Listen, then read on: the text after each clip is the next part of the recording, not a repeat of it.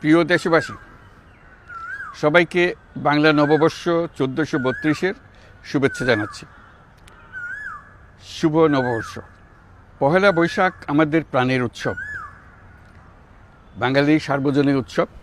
পুরো পৃথিবীতে যেখানে যেখানে বাঙালিরা আছেন, আজ আমাদের সবার আনন্দের দিন, বর্ষবরণের দিন।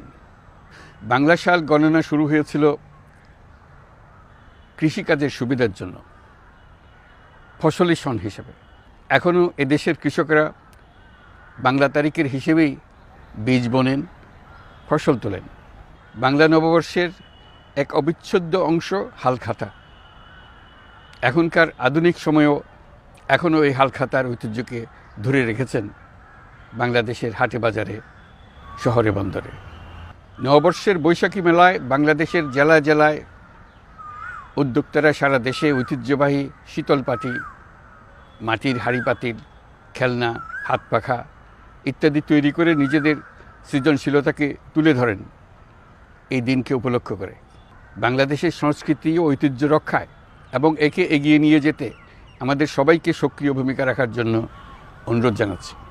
আমাদের এইসব ঐতিহ্য যেন আমাদের নিজেদের মধ্যে সীমাবদ্ধ না থাকে, আমাদের সংস্কৃতি যেন আমরা ছড়িয়ে দিতে পারি বিশ্বের দরবারে।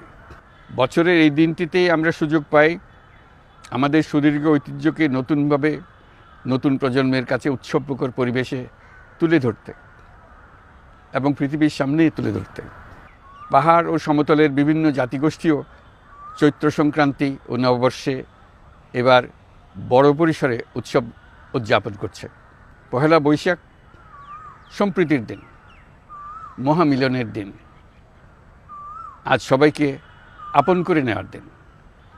এবারের নববর্ষ নতুন বাংলাদেশের প্রথম নববর্ষ। আসুন আমরা বিগত বছরগুলোর গ্লানি, দুঃখ, বেদনা, অসুন্দর ও অশুভকে ভুলে গিয়ে নতুন প্রত্যয়ে নতুন